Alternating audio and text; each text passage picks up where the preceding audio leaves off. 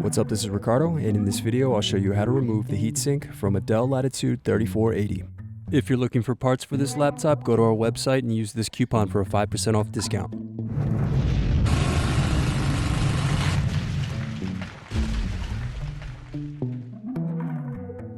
First unscrew, then remove access door.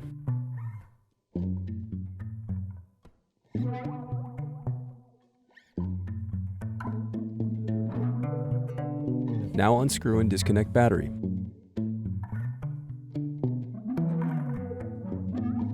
Now unscrew and disconnect cooling fan. Then unscrew and remove heatsink. Thanks for watching.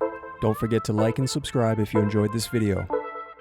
And if you need more, check out this playlist to watch other tutorials for your laptop.